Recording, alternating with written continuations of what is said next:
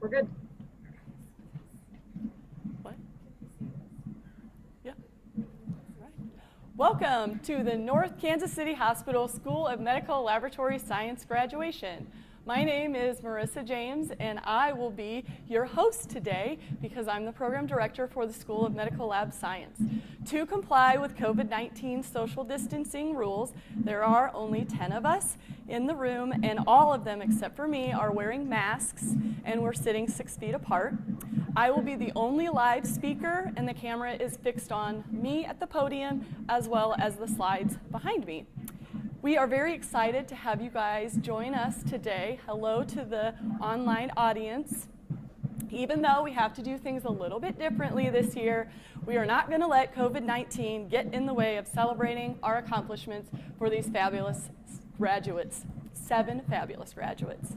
So to start, I'm going to talk a little bit about North Kansas City Hospital, because this is where your graduates have spent so much time this year. North Kansas City Hospital is a community-based hospital. It's a non-for-profit hospital. We have 451 licensed beds, more than 3,000 employees, and 508 physicians representing 46 medical specialties. The idea was actually a grassroots effort to start a hospital back in 1958 with a chili feed.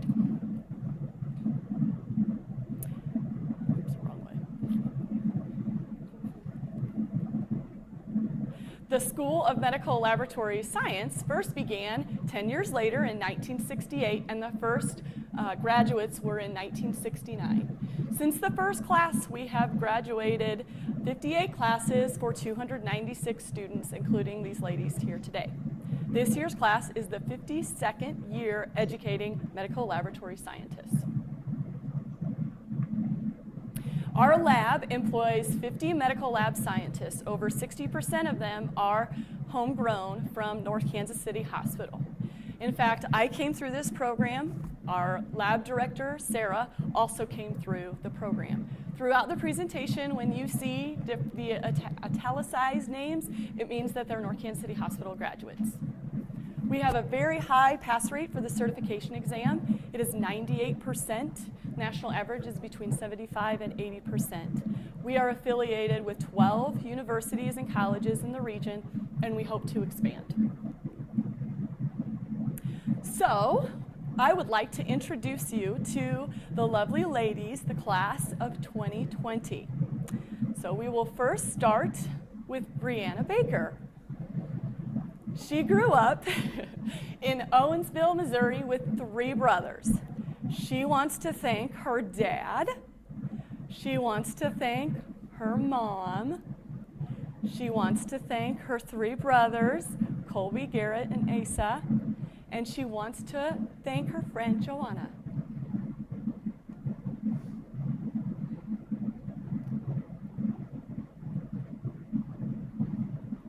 Next, we have Brooke Barnett. Oh, wait, we have Bree's favorite memory. I forgot. These are our birthday potlucks. Those were fun that the girls always did up in the classroom. And then I also did cancel class for the Super Bowl parade, so Bree was able to go with a couple of her friends. She really appreciated me letting them enjoy life a little bit. And then she also, oddly enough, enjoyed the last several weeks of school with COVID-19 because they bonded together.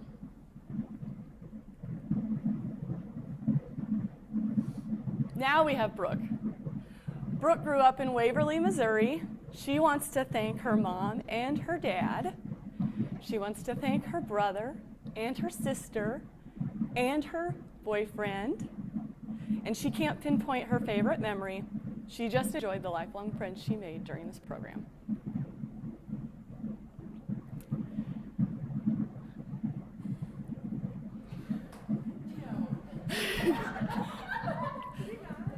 I am not going to play the video, but it will be on your jump drive that you will get after graduation. Now we have Haley Gooch. She grew up in Columbia. Her favorite memories, she's kind of long-winded, so she had to make several. Taylor's witty comments, Bree's ability to laugh at herself, morning sunrise pictures with Kelsey, Abby's random facts and the bickering between her and Brooke, and Brooke's infectious laugh. And then they had more laughs than tears this year.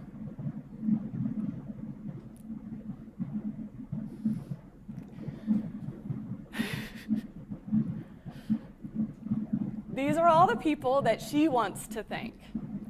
Sabra, Carlos, Olivia, Diego, her sister Heather, her best friend Heidi, and her mom.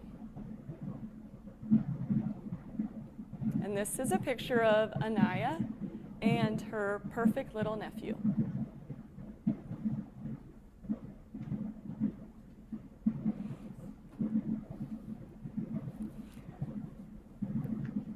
Abby. Abby grew up in Leavenworth, Kansas with 3 older siblings and a twin sister. She wants to thank her parents. She also wants to thank her friend Rachel, her classmates, her academic advisor, Dr. McIntosh, and her favorite memory is just, even after the tough exams, long night studying, they always had something to laugh about.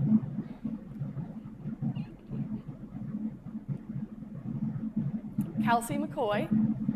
Kelsey grew up in St. Louis. She attended the University of Central Missouri in Warrensburg, and she wants to thank her husband, Brian, and his parents, Mike and Ann, Dr. Anna Aller, her mentor, her sister, Rachel, her friend, Matt, and Roma, her dog, or her cuddle buddy. And she also loved the morning sunrise pictures with Haley.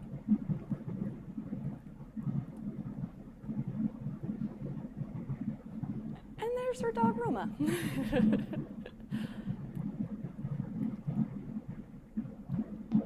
Namali. Namali and her sister, Sonali, grew up in Jefferson City, Missouri. She wants to thank her husband, Kyle, and her mom and dad. She also wants to thank her sister, her friends, and her family for keeping her going and encouraging her this year. I happen to have a picture of Namali's favorite memory as well. They stuffed themselves at our holiday dinner in December, and then I found them laying on the floor in the classroom, and they were bonding and relaxing.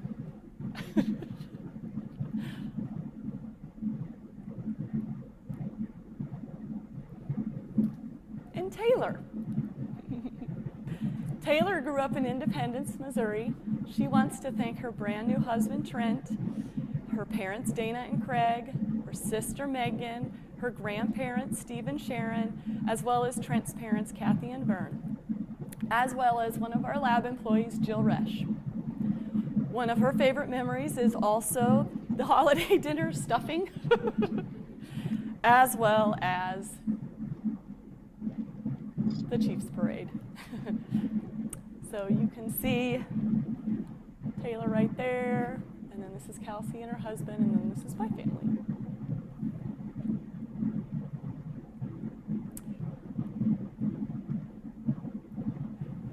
This is a picture of them on their first day of clinical rotations.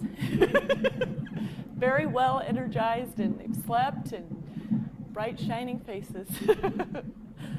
And they want to thank you for your support. Next, I'm going to introduce our hospital leadership. So the CEO, during the program that these girls were going through, our CEO was Peggy Schmidt. She just retired in April, but I wanted to give her a shout out because she was present at the holiday dinners and the barbecue and all of that stuff. Carrie Jenkins is our senior vice president, and Rob Schliss is our vice president.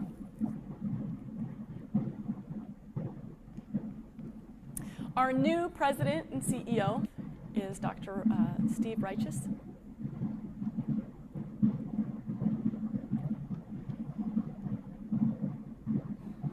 And we have our first video.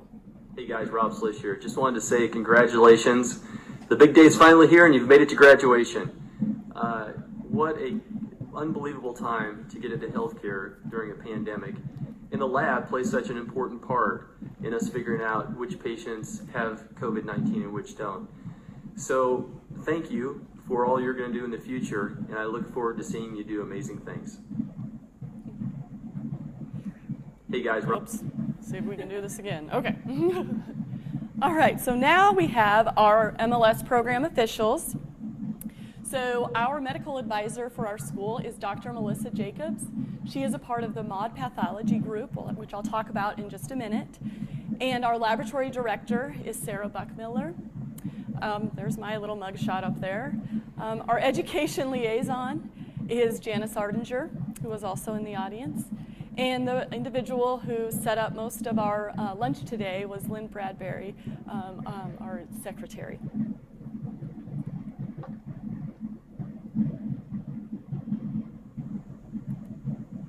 Hello, graduates. I so wish I could be there to celebrate with you all today. On behalf of all the MAUD pathologists, congratulations. We are so proud of you and wish you all the best.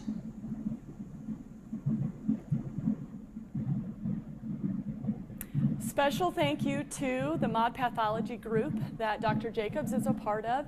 They sponsored the medical laboratory science graduation, not just this year, but every year they sponsor it. These are all the different pathologists who are that rotate through North Kansas City Hospital. They rotate through a lot of hospitals in the area, but these are the ones that are mainly at North Kansas City Hospital. And Dr. Shevlin is actually going to be our speaker today, and he's also part of MAUD Pathology. And MAUD Pathology is based out of Shawnee Mission, Kansas, and the name comes from the initials of the very first founders of MAUD. That would be McPhee, Allen, Wright, and Dolan. So thank you for sponsoring us. This is our laboratory leadership team. Our students got to spend quite a bit of time with each one of these guys and gals. And so you can see we have Peggy Baker. She has a little asterisk next to her name, and that's because she gave guest lectures for us. She's part of transfusion services. We also have Ruth Bowen, who's a night shift supervisor. Lynn Collins was from the hematology department. Dina Gialdi, also microbiology. She taught several lectures. Jolene Glaspie, point of care, safety, and so she gave some lectures during orientation. Susan McIntyre is our chemistry supervisor. Stacy Merica, we have students go through histology, and she's in charge of that department.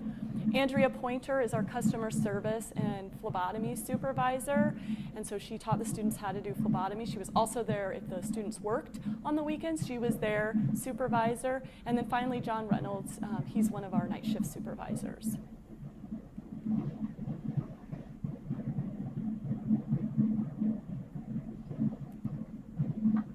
Hi ladies, congratulations! You survived the last 11 months and you will remember them being the toughest year and the best decision that you have ever made.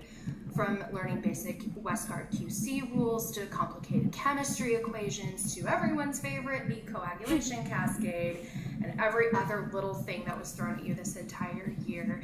You had put in so much hard work, and that has brought you to the beginning of an amazing career. And even though all of us at the hospital lab are going to be celebrating graduation day with you, please remember this is your victory. You made this happen. It was your hard work and dedication that put you on the precipice of an amazing career. It's bittersweet to see you all head out into the world and build lives that you can be proud of, but I wish you all the most successful careers and a very healthy life. And please remember that when times are hard, remember why you chose this career path and who you are deep down inside. You are caring, you are passionate, you are a dedicated advocate for quality health care. We will miss you. Congratulations.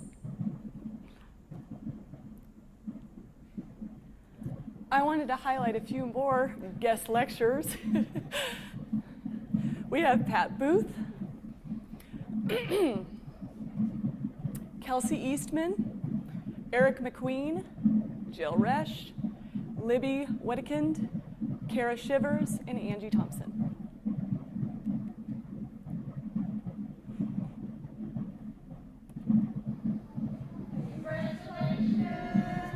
Proud of you guys.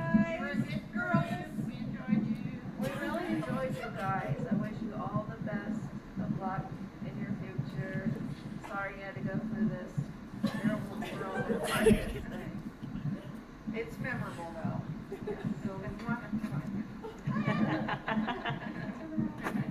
Congrats, guys.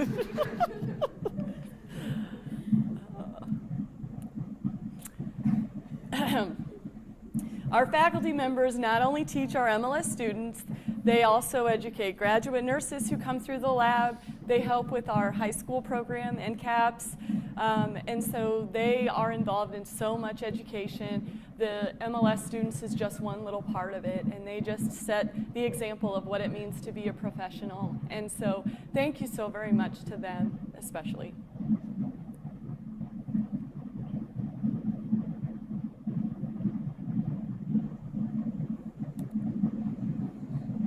Congratulations.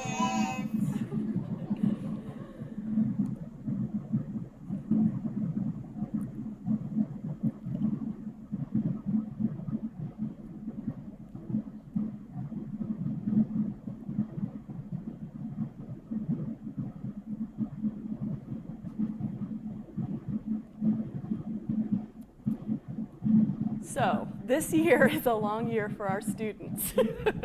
It's probably the most difficult and intense year of their education. Many students tell me it's harder than their 4 years of college put together. They took over 75 quizzes and exams over the course of 46 weeks, including 131 pop quizzes using the Kahoot website. One of the things we also promote at North Kansas City Hospital in our MLS program is the culture of education. And we encourage our students to give back to the community. And this requires them to spend even more time outside of their time here at the hospital. Community service hours, the professionalism project is time consuming, but it's also supposed to be rewarding. And so many of the students went above and beyond the required number of hours. And so for that, I'm so very proud because I think that the future is in good hands with these girls. And so I kind of wanted to go through a few of the highlights this year. Some of the things that the girls got to do. All 7 of them helped give tours, lead lab experiments for maybe high school kids, or they gave a presentation of some sort of career recruitment. So this picture is Nabali and Abby teaching the high school students microbiology. And you can see how happy everybody is in this picture. I also have an adorable picture of Bree teaching transfusion services to 4 very impressionable high school kiddos. Again, very happy. I always encourage our students to get out of the lab and participate in hospital events, and so I found this little picture, and I think Bree's the only one in the picture, but I found it to be it's like, where's Waldo kind of thing. A couple of the girls participated in the candy cane run. And Angie is one of our scientists, and so she kind of helped. Evidently, she probably took the picture on the right, but the girls, they really enjoyed that. And almost all of them, except the one that had to work in the lab, was able to participate in the Alzheimer's walk. So you have to look real hard, and you can see them. Haley is somewhere. There she is. And Namali. On break, Namali actually came up to the hospital and played Christmas music. So that was really fun to get to see or to listen to that. She just really enjoyed that, and Kelsey gave her some music to play, so it worked out really well. The girls also donated blood. They did this without any prompting from me. I was at a conference, and I just get a picture of a bunch of beat-up arms, and so I was pretty proud of them to be able to to do that. These are our lab jackets. These are the girls' souvenirs for the year to remember how important and special medical laboratory professionals are. Kelsey got to go to the OR and got a picture of her all gowned up.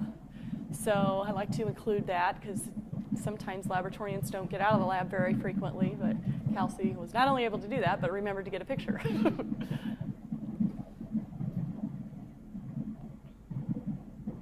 And back when you could go to places, public places, and share a few beverages, they took some post-exam selfies.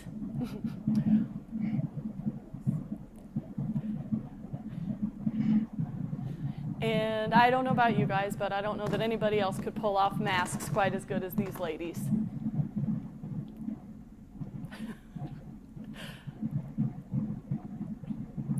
And this is their special shout out to Lynn Bradbury on Administrative Professionals Day. They got them, they purchased her flowers. And one more mask picture just for fun and giggles. And then this was our life the last 5 weeks.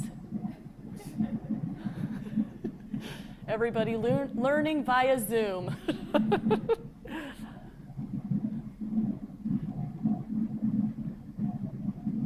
And I love this lab coat that Brooke designed for the lab week. The quarantine is just absolutely, straight out of quarantine, is just absolutely adorable.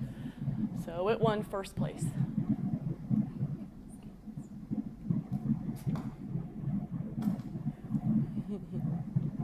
So these girls were one of the most cohesive groups of students I've ever had. I couldn't have asked for a better group to self-regulate.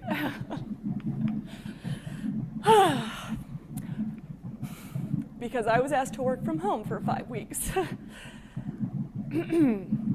Each one of them, at one time or another, had their breakdowns. But they shared positive words to uplift each other. And each one of them has a quality that stands out. And when I think of students who come into this program, they apply, they get interviewed, and they always ask, what does it take to be a student in your program? What's the ideal student? And you have to have Brianna Baker's work ethic. You have to be able to look ahead, 2 steps ahead, and manage your time accordingly to get everything done. And this came in super handy when our time in the lab had to be limited. And Bree didn't have any issue adjusting to that. She knew what it meant to be efficient and to work hard, and she got it done. You also need Brooke's laugh. If I could bottle it up and share it with anybody who needs a pick-me-up, I could retire. You cannot take yourself too seriously in healthcare, especially right now. You're going to get beat up. Sometimes it's just, you just wonder if it's worth it, and you need a sense of humor to manage, and Brooke has this down. You need Haley's resilience.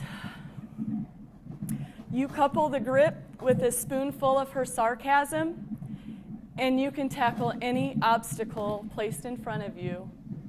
And she did. And she proved it.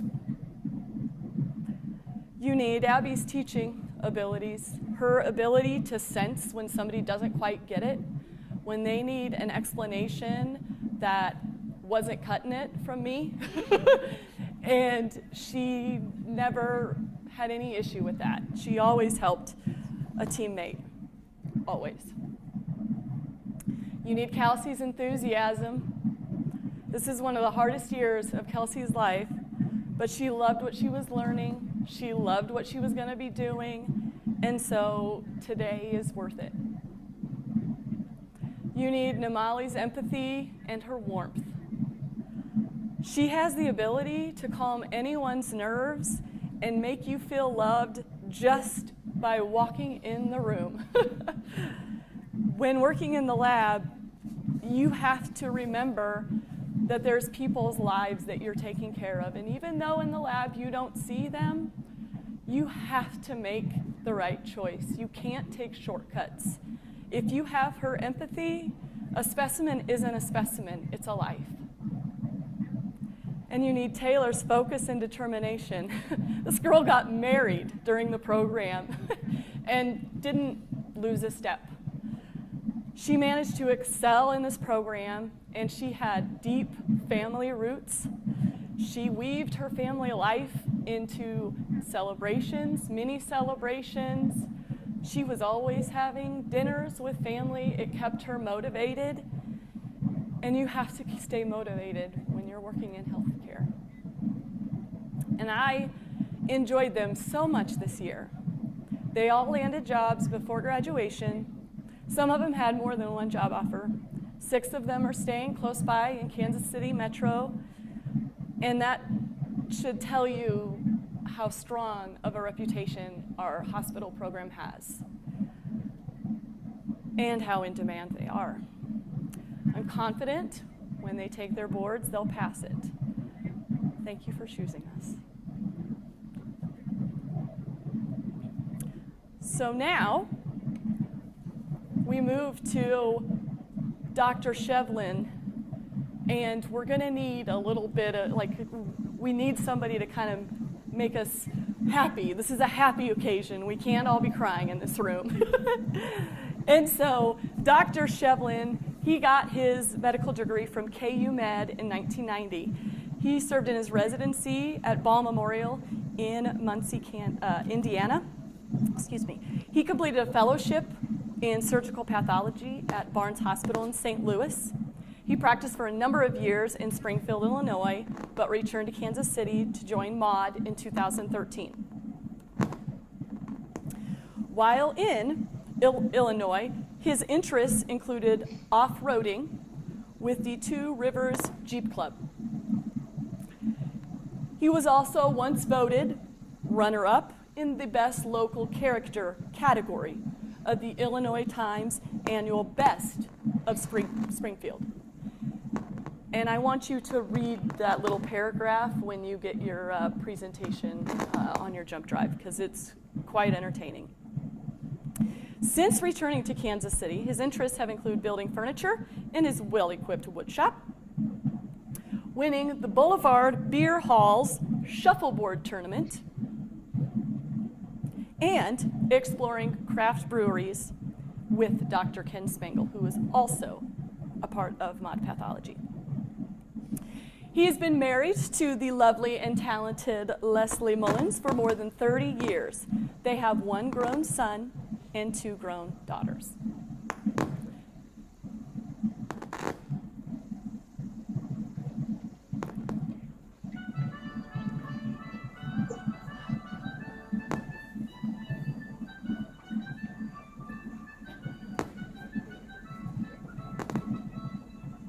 Oh, hello graduates, and congratulations.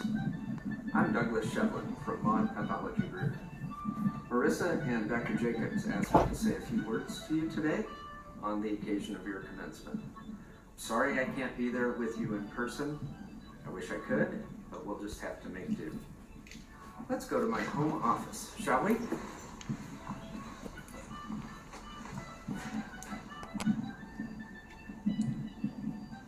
You know, when Dr. Jacobs asked me to give this address, I was thinking to myself, what are some of the most highly regarded commencement addresses ever given? And one that comes to mind is Steve Jobs' address to Stanford University in 2005. Now, my talk to you today will be nowhere near as good as his. So I suggest you go on YouTube and search for Steve Jobs' Stanford commencement address, and give it a watch so that you can learn from the best.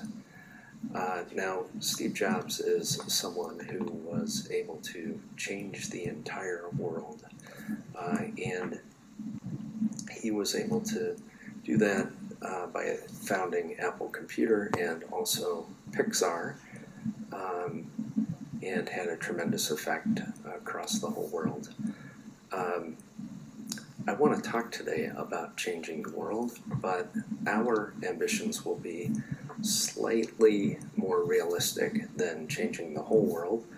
I'd like to talk to you about changing our corner of the world. And, during Lab Week, we always hear about how 70% of medical decisions are based on the results of laboratory testing. And I thought we should know where that comes from. Dr. Rodney Forsman published a paper in 1996 where he was making the point that the laboratory represents a small percentage of the costs of the medical center, but it has an outsized impact on the rest of the organization.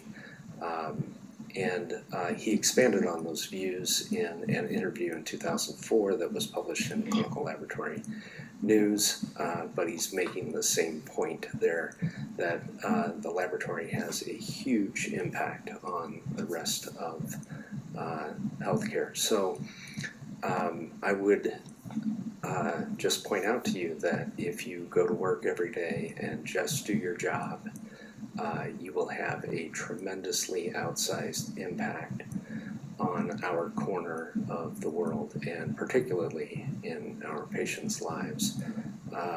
We are very proud of you for that. But there are other ways to change the world, and one of those ways is changing our profession.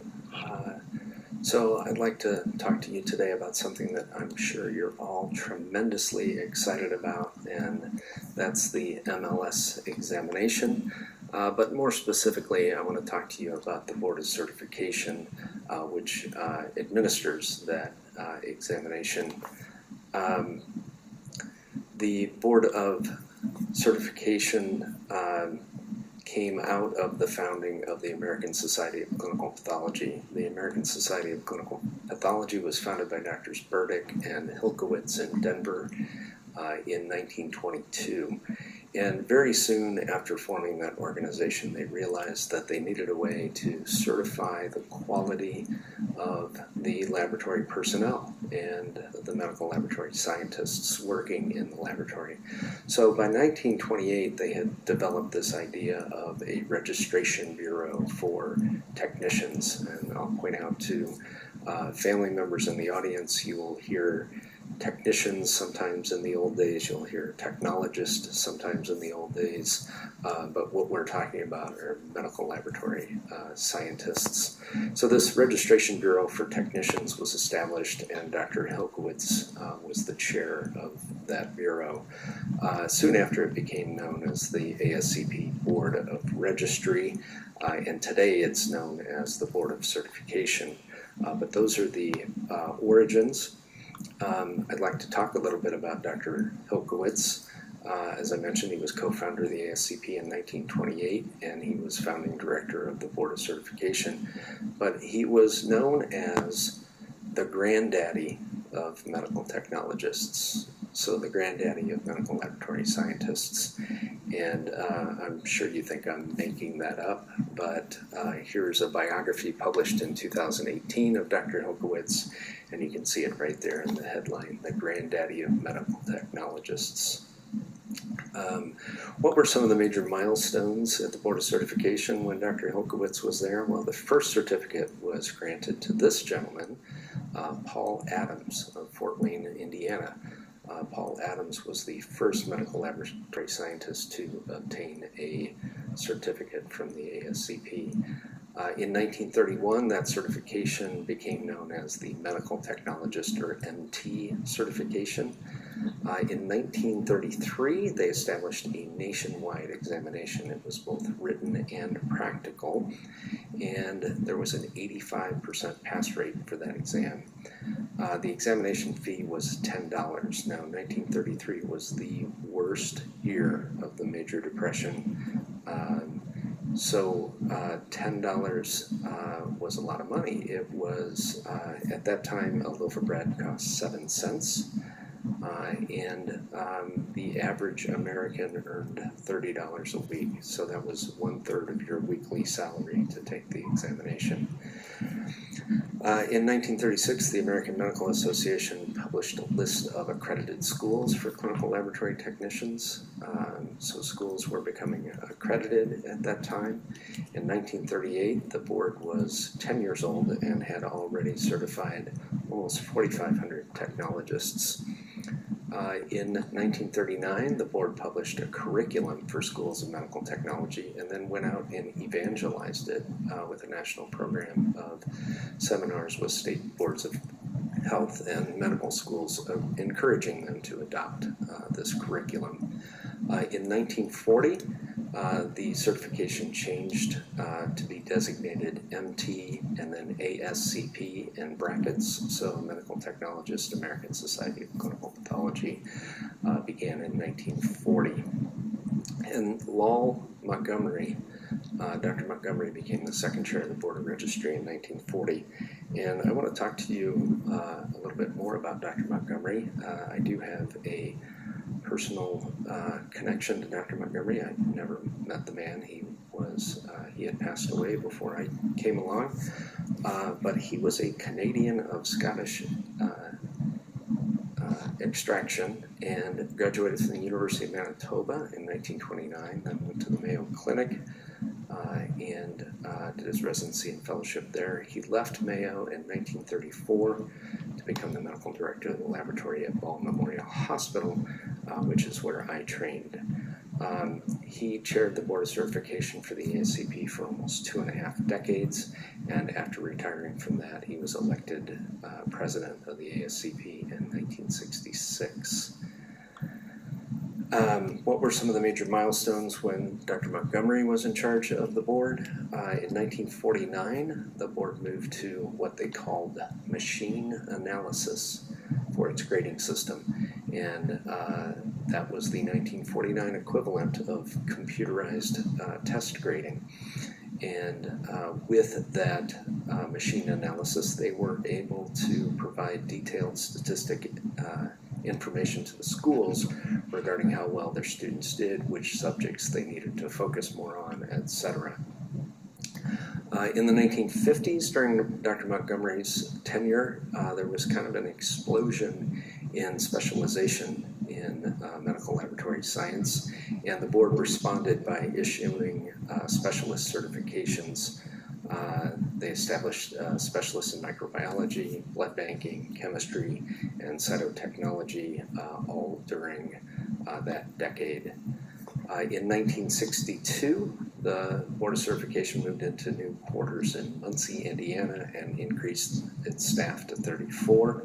And it raised standards so that 3 years of college was required for admission into School of Medical Technology. That took place in 1962. Here's a young Dr. Montgomery in the microbiology lab at Ball Memorial Hospital. Here he is at the Board of Certification with other board members, and this is literally what the Board of Certification looked like. It was basically a wall of filing cabinets housing all of the technologists' file folders. So Dr. Montgomery changed the world by changing our profession, but he also, I want to tell you about another way in which he changed the world. He was an interesting individual. This is a map of Muncie, Indiana, and the hospital was just south of the campus of Ball State University. It's actually part of the Indiana University system, but is just off the campus of the Ball State University. You can see that near the center of the map. Now, Dr. Montgomery lived out in the country, out on Bethel Road, near this spot. And if we look at a satellite photograph of this area, we can see Dr. Montgomery's property. And this is where my personal connection to Dr. Montgomery comes in. This was his parcel of land. It was 55 wooded acres with a house there in the center. And after he passed away, his wife Edith lived here for a number of years. And when the property got too much for her to take care of, she sold it to the gentleman across the street, who was a pathologist named Joe Willman. Dr. Willman was one of my mentors, and that was how I came to live across the street in Dr. Montgomery's former place. And it's a beautiful piece of property. Here's the house nestled back in the woods down the drive. And the 55 acres of woods was classified forest by the Indiana Department of Natural Resources. This meant that it could never be developed. Logging would not occur except for the health of the forest. And it was just a beautiful piece of property. And I'd like to call your attention to what's going on the forest floor here. Those are daffodils, and those are daffodils stretching as far back as the camera can see. And if we go back to that picture of the house, if you didn't notice it before, you'll see that there are daffodils everywhere on the floor of this forest. And all of these daffodils were planted by Dr. Montgomery. He would plant bulbs. He would then, a year or two later, dig up those bulbs and split them so that every year the part of the forest covered by daffodils expanded. He had over 250 different varieties of daffodils, and there were more than 100,000 daffodil plants on this piece of property. It was just gorgeous.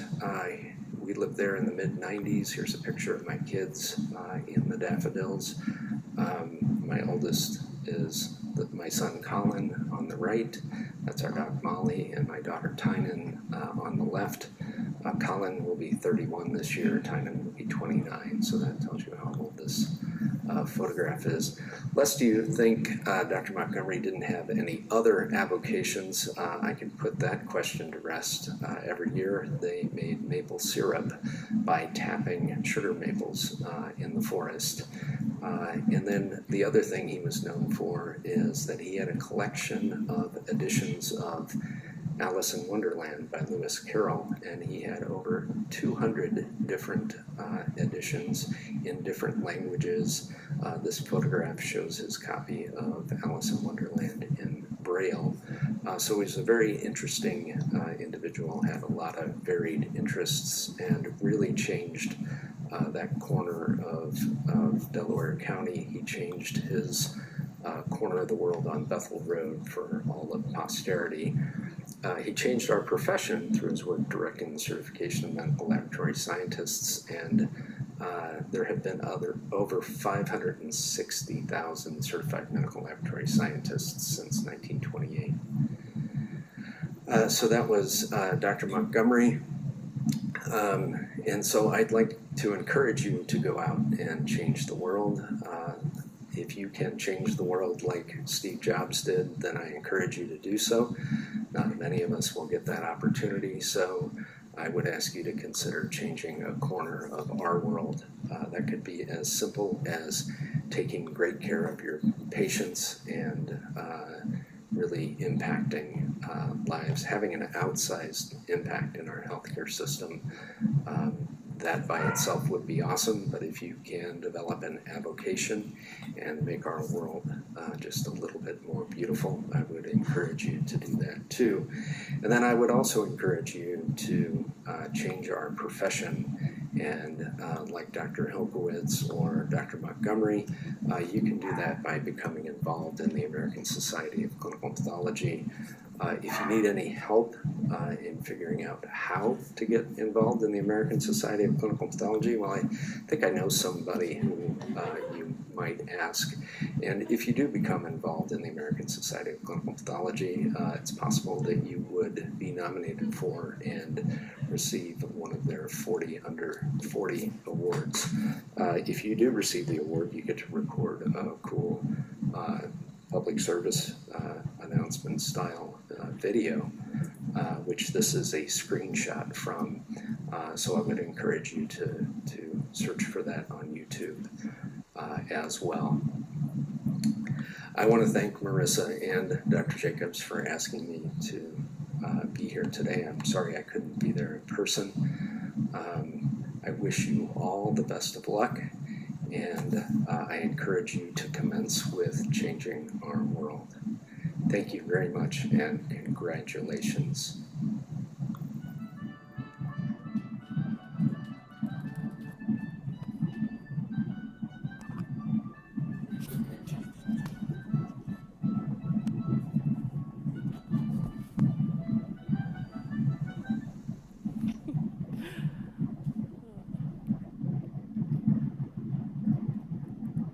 Thank you so much, Dr. Shevlin. I'm not really under 40 anymore, so it was really nice to take that trip down memory lane. So we would like to make some special recognition for some different awards from the school year. And so we wanted to start with Kelsey McCoy. And Kelsey won the Julie A. Harpster Memorial Scholarship at the University of Central Missouri in Warrensburg, which is a scholarship provided to a student pursuing medical technology at UCM. And she also won the Heart of America Clinical Laboratory Management Association Scholarship, and she was chosen from 8 regional MLS schools. So congratulations, Kelsey.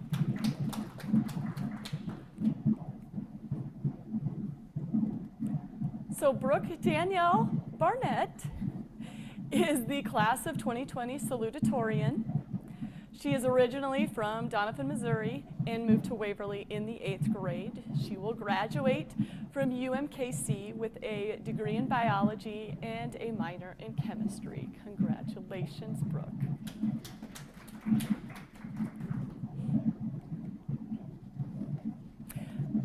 Abigail Marie Logan is the class of 2020 valedictorian. She will earn her bachelor's degree in medical laboratory sciences with honors from the University of St. Mary in Leavenworth, Kansas. She got straight A's this year, which is really hard to do. She also received a National Science Foundation STEM Award, which is a national award given to academically talented students pursuing a career in science, technology, engineering, or math. So congratulations, Abby. So now is the proof that they really did successfully complete the program. We have diplomas on the table next to the girls with a medical laboratory scientist pin. And so each of the gals, when we show your cute little selfie, come up and grab your certification with your pin, and the lovely Brooke in the front row will take your picture, and I will try to awkwardly hover in the back 6 feet away so that I can also be in the picture with you. So we will start with Brianna Baker. Bree earned her bachelor's degree in biology last year from the University of Central Missouri. Today, she earns her medical laboratory scientist diploma. She will start her first job at Cox Medical Center in Branson, Missouri, which is close to home, on the night shift.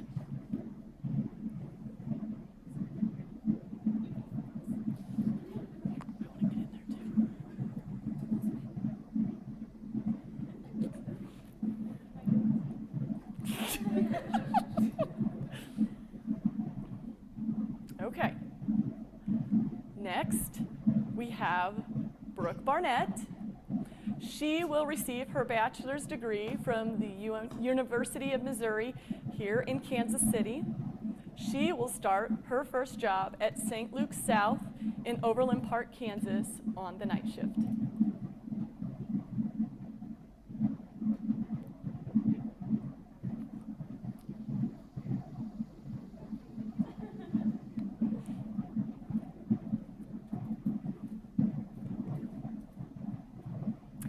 Haley Gooch. She earned her bachelor's degree in criminal justice from the University of Central Missouri before changing career paths. Today she earns her medical laboratory science diploma. She will start her first job at Truman Medical Center in Kansas City, Missouri on the night shift. She will also work at North Kansas City as a PRN medical laboratory scientist. So awkward. Yep, memorable, making memories every day. Abigail Logan will graduate with her bachelor's degree from the University of St. Mary's in Leavenworth, Kansas. She will start her first job at Lawrence Memorial Hospital in Lawrence, Kansas on the night shift.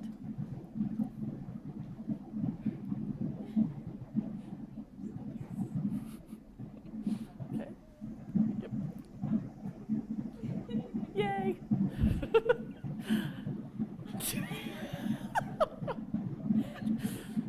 We're doing great, girls. Kelsey McCoy. She will receive her Bachelor of Science degree in Medical Technology from the University of Central Missouri. Her first job will be in the microbiology department at Quest Diagnostics in Lenexa, Kansas on the day shift.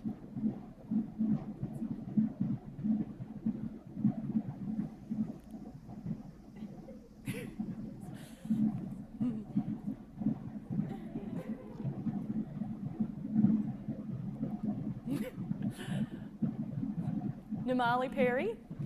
She earned her Bachelor of Science in Biology as well as a Bachelor of Arts in Music from the University of Missouri in Columbia a few years ago. Fun fact, Namali studied piano pedagogy, I can't say that. Pedagogy, I should know that as a teacher, and composition at MU. Today she earns her Medical Laboratory Science Diploma. She will join the North Kansas City Hospital family on the night shift.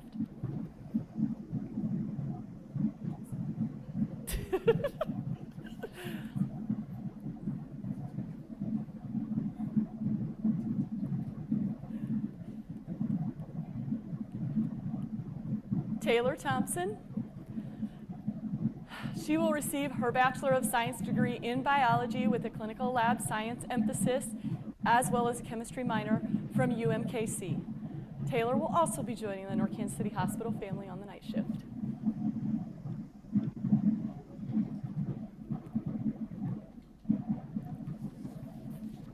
Congratulations! So I would like to bring this graduation to a close. Thank you, Dr. Shevlin, for speaking. Thank you, Maud, for sponsoring graduation. Thank you, Lynn, for setting things up. Thank you, Sarah, for supporting us the whole year. Thank you to all the faculty, all of the family that supported the girls. Thank you for lending them to us all year long. It was a pleasure. They had a rock-solid foundation of work ethic, humor, resilience, encouragers, enthusiasm, warm hearts, and dedication. You should be proud of what they did and how they were raised. Thank you.